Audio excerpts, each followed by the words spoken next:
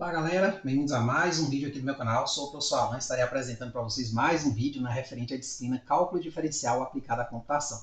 Nesse vídeo aqui nós vamos adentrar o tópico 4.2, onde nós falaremos dos conceitos de ponto de inflexão e pontos críticos. Olha gente, antes de iniciar propriamente aqui o tema desse vídeo, vamos só relembrar um conceito que nós vimos no vídeo passado, que são de extremos locais, porque eles vão ser importantes nesse vídeo aqui também, porque os extremos locais, assim como ponto de inflexão que a gente vai falar agora, vão fazer parte de um pacote chamado de pontos críticos.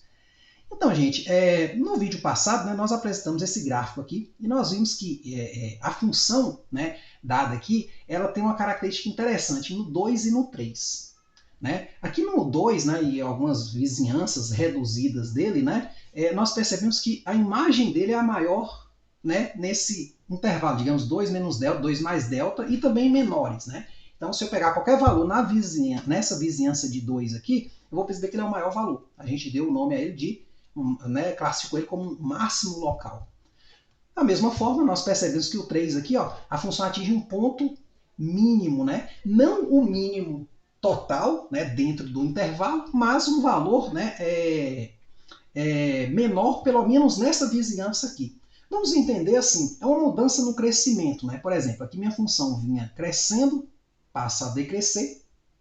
Então vamos dizer que aqui ela atingiu um pico. E aqui ela vinha decrescendo, passou a crescer. Aqui ela atingiu um pico, só que inferior, ou seja, um mínimo, vamos dizer assim. Então, nesses casos, nós conceituamos isso como máximo e mínimo local, respectivamente, ou também conhecido como extremos locais, tá certo? Aí nós vimos que tem um procedimento que nos permite achar possíveis extremos locais. Isso se deve a esse teorema aqui, teorema 1. Se uma função f diferenciável em AB tem um extremo local em x igual a c e c pertence a b, então a derivada em c é zero. Então, é uma condição necessária para se ter um extremo local é que a derivada dê zero. Mas se a derivada deu zero, você tem um extremo local? Não necessariamente. Você vai ver que você vai ter um ponto crítico, mas não necessariamente um máximo ou mínimo local. A gente vai ver que vai entrar um outro carinha aí na jogada, que a derivada dá zero, mas ele não ocupa nem um pontinho mais alto, nem um pontinho mais baixo, em nenhuma vizinhança dele. Tá certo? Então a gente aplicou as ideias discutidas nesse exemplo aqui. Vamos falar do item A. No item A, foi solicitado aqui, determine para cada uma das ações a seguir seus possíveis extremos locais, possíveis entre aspas. Vou falar desse aspas nesse vídeo agora. Então aqui nós temos o seguinte, nós temos aqui a função f de x igual a x ao quadrado menos 5x mais 6, nós fizemos o que com ela? Derivamos ela igual a 1 a 0 e resolvemos a equação, obtendo 5 sobre 2. Aí nós falamos, 5 sobre 2 é um possível extremo local. Nesse caso dessa questão, a gente usou um recurso gráfico para dizer, olha, esse extremo local, quer dizer, esse possível extremo local, na verdade, é um extremo local classificado como um mínimo local. Observando o gráfico, Não precisaria nem observar tanto o gráfico, é uma parábola, Só para você ir lá no vértice dela, você já sabe que ela tem um mínimo local, porque a concavidade dela é voltada para cima, então vai ter um pontinho de menor ali. Na verdade, esse mínimo local ele confunde-se com o mínimo global também, mas isso não é uma condição que a gente está exigindo. Eu só quero uma coisa localmente falando. No item B, por exemplo, aqui eu tenho localmente falando 1 é o máximo local. Localmente falando 2 é um mínimo local. Mas eles não são os globais, tá certo? Então, de posse dessa breve revisão do vídeo passado, vamos agora para a seção 4.2 de fato. Então, você deve ter notado o uso da palavra possível destacada, no caso entre aspas, quando tratamos da obtenção de extremos locais. Isso se deve ao fato de nem sempre um valor C, tal que a derivada dá zero, resultar em extremo local, o máximo ou mínimo. Podemos, por exemplo, ter a chamada inflexão, uma torção no gráfico de f. A gente vai ver daqui a pouco o que é essa torção. Por exemplo, a função f de x igual a x ao cubo é tal que, se eu pegar ela e derivar igual a zero, resolver a equação, eu vou achar x igual a zero. Pega aqui, a derivada de x ao cubo é 3x ao quadrado, igual a zero, passo o 3 dividindo, tira a raiz quadrada, vai dar zero.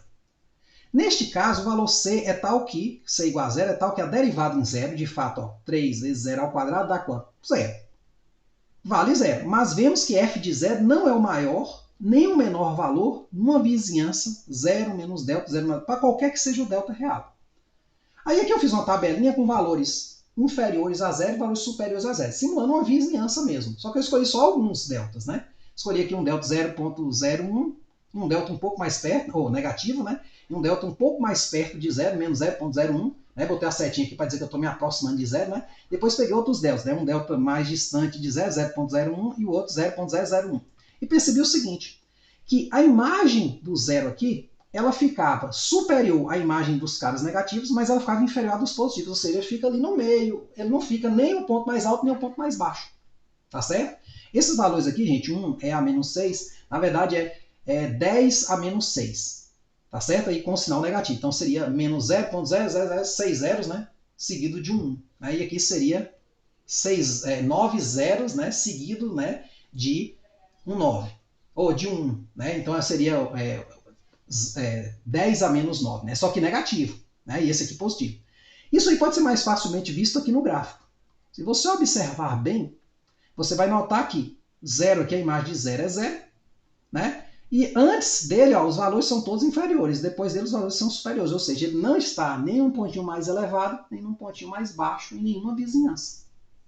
Aí nesse caso, observa a torção, ó, o gráfico ele vinha crescendo, ó, a concavidade aqui, ó, está voltada para baixo, agora ela passou a ser voltada para cima. Vamos fazer esse estudo aqui mais à frente, certo? Então nesse caso aqui, como o crescimento não se alterou, né, nós temos aqui o que é chamado de inflexão, que é uma mudança exatamente, né, nessa concavidade, né, nessa abertura do gráfico. Você tem uma torção. Né? Numa parábola, não. Você tem a concavidade, por exemplo, no exemplo que nós vimos ali no começo, ela está toda para cima. Né? Mas se eu der uma torção nela, a concavidade, uma parte fica para cima, outra parte fica para baixo, na parte que eu dou a torção. Então você pode entender como uma torção.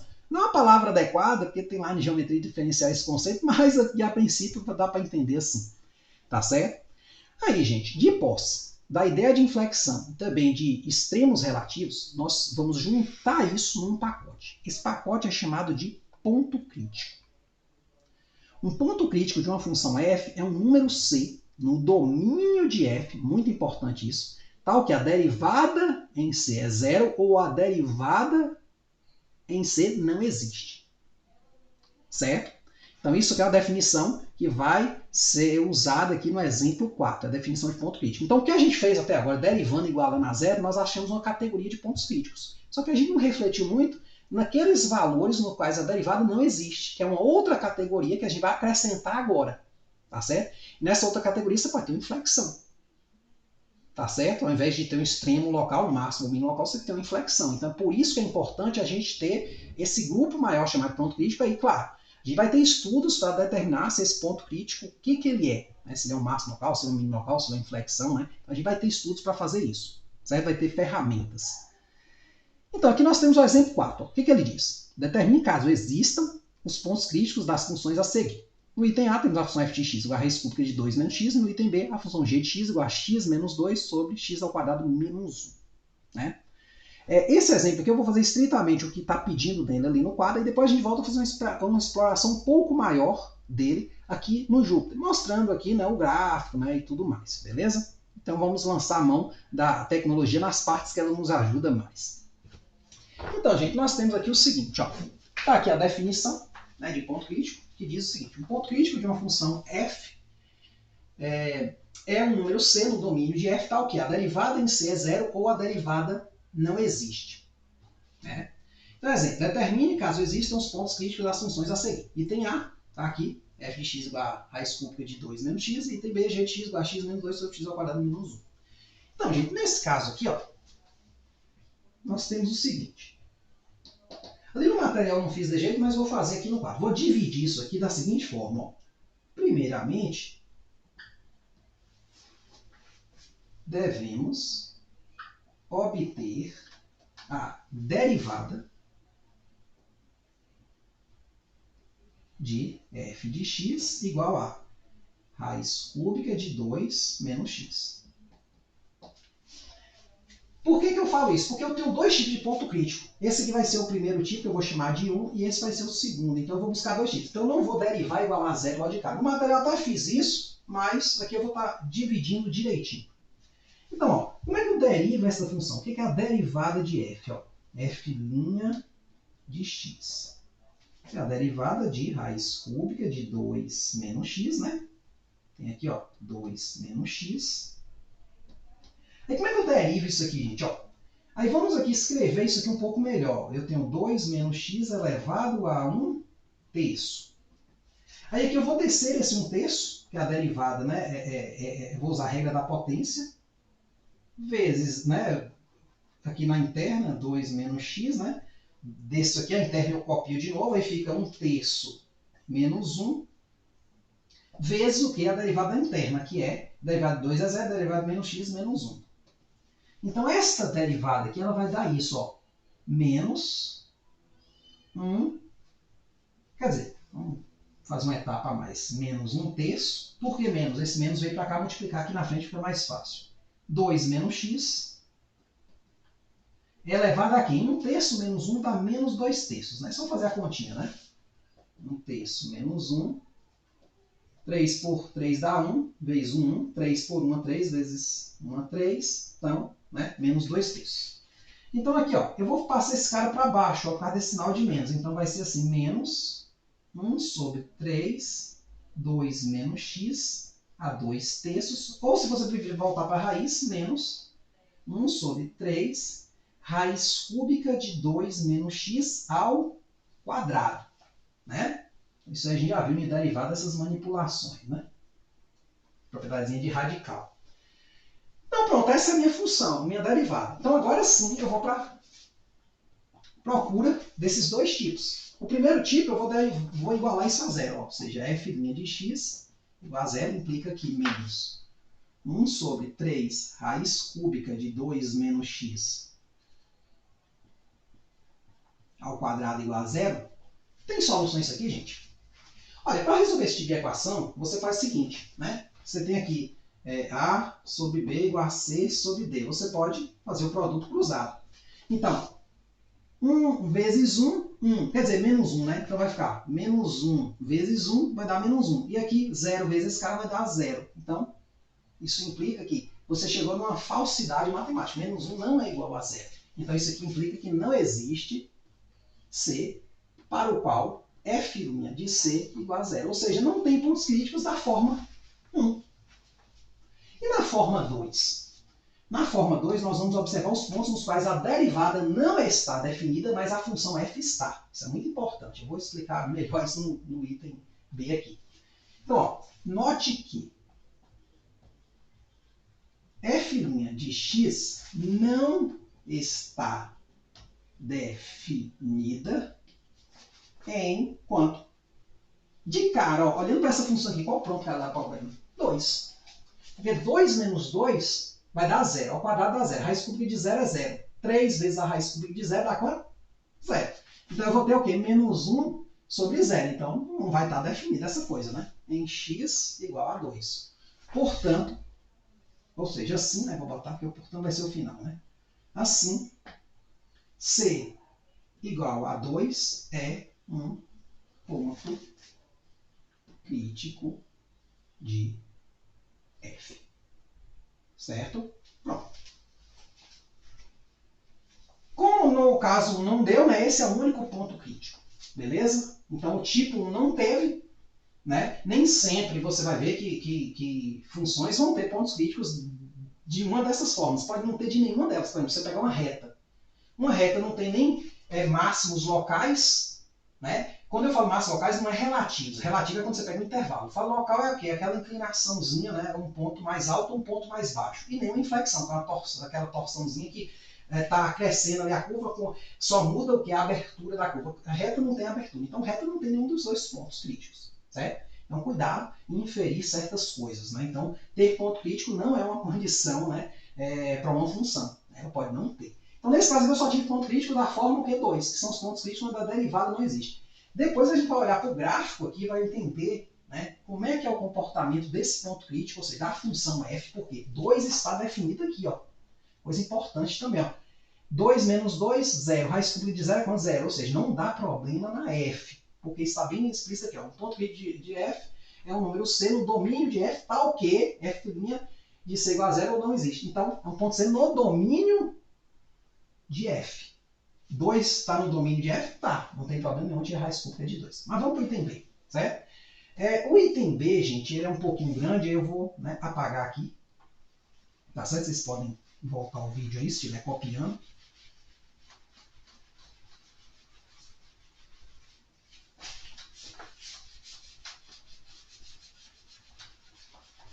Então, vamos aqui para o item B. Então, analogamente ao item A, temos. Então, eu vou primeiro derivar. Então, eu vou pegar aqui, ó, g' de x é o quê? É a derivada desta função aqui, ó, x menos 2 sobre x ao quadrado menos 1, linha. Aí aqui eu vou usar a regra do quociente. Então, vai ser o quê? A função de baixo vezes a derivada da de cima. Derivada de x menos 2 é 1, né? E a derivada de x é 1, a derivada da constante menos 2 é 0, né? Menos a função de cima vezes a derivada de baixo. A derivada de x ao quadrado menos 1 é 2x. Sobre a de baixo ao quadrado. X ao quadrado menos 1 ao quadrado. Aí aqui, gente, eu vou dar uma simplificada aqui em cima. Por quê? Porque eu vou precisar trabalhar com essa função. Se eu falar só derive, isso aqui já seria uma resposta feia, mas seria. Mas como eu preciso trabalhar com ela, eu vou melhorar a escrita dela. Então aqui eu vou ter x ao quadrado menos 1, né, que é isso vezes 1, vai dar isso. Aqui eu vou ter x vezes 2x, vai dar 2x ao quadrado. Só tem um menos aqui, então menos 2x ao quadrado. Menos 2 vezes 2x, menos 4x, com o menos daqui, mais 4x, sobre x ao quadrado, menos 1 ao quadrado. Aí aqui eu vou fazer o seguinte, gente, eu vou só agrupar aqui, ó, x ao quadrado, né? Vou ajeitar essa parte quadrática aqui de cima. Então, menos x ao quadrado, mais 4x, menos 1, sobre x ao quadrado, menos 1 ao quadrado. Então, agora eu vou para os tipos de pontos críticos, a procura por eles. Então, primeiro eu vou igualar a zero a derivada, ou seja, g' de x igual a zero. Então, eu vou ter menos x ao quadrado mais 4x menos 1 sobre x ao quadrado menos 1 ao quadrado igual a zero. Aí aqui é a mesma ideia, vou multiplicar esse por esse e esse por esse, ou seja, isso aqui vezes 1, isso vezes 0. Então, na verdade, vai ficar só a parte de cima. Aí aqui, para facilitar a minha vida, eu vou multiplicar essa equação por menos 1, só para ficar o sinal do lado positivo, que a gente divide por 2a na hora de aplicar delta e gasto, né, para não dar problema. Então, ó, x ao quadrado menos 4x mais 1 igual a 0. Daqui eu vou calcular o delta. Vai ser menos 4 ao quadrado, menos 4 vezes 1 vezes 1. Então, 4 ao quadrado dá 16, menos 4 vai dar 12. Então, eu vou ter o quê? As raízes minhas vai ser x igual menos. Aí eu posso olhar para essa, né? Menos 4, mais ou menos a raiz de 12, sobre 2 vezes o a, que é 1. Aí aqui, gente, tem o seguinte, ó. Eu posso dar uma simplificada aqui em cima, né? Porque vai ficar assim, ó, 4 mais ou menos raiz de 12 sobre 2. Aí, raiz de 12, ó, você pode vir aqui no cantinho, ó, raiz de 12 é raiz de 4 vezes 3, tá certo? Que é igual a raiz de 4 vezes raiz de 3. A raiz de 4 é 2, 2 raiz de 3. Então, eu posso colocar aqui assim, ó, 4 mais ou menos 2 raiz de 3 sobre 2. Ah, professor, eu preciso fazer isso? Não, você já pode vir com a calculadora aqui e calcular x1 e x2. Um somando a raiz de 12, dividindo por 2, outro subtraindo. Mas aí, se você está estudando por um livro, normalmente a resposta final do livro pode vir assim. Então, você tem aqui 4. Aí, vou botar aqui um 2 aqui em evidência aqui em cima. Então, 2 mais ou menos raiz de 3 sobre 2. Então, você tem aqui 2 mais ou menos raiz de 3. Então, uma raiz é 2, um valor é 2 mais raiz de 3, outro é 2 menos raiz de 3. Portanto, ou assim, né? Deixa o portanto para o final.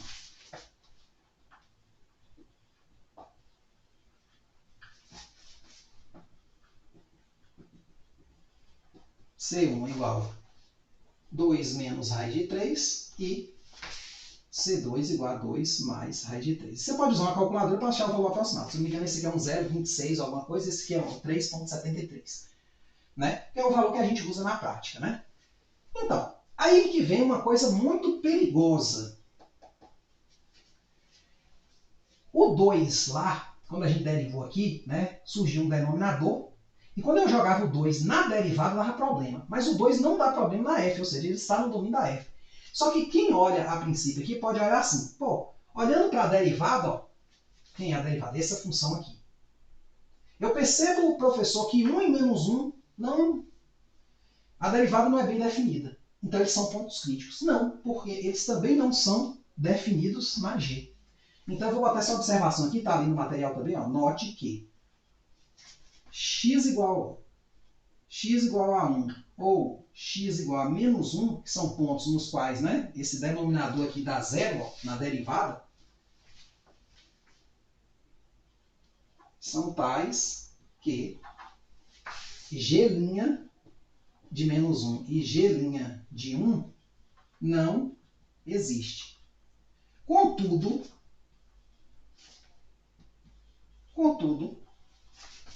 x igual a 1 e x igual a menos 1 não estão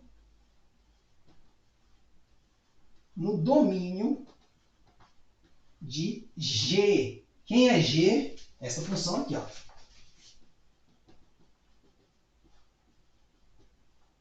Portanto, não podem ser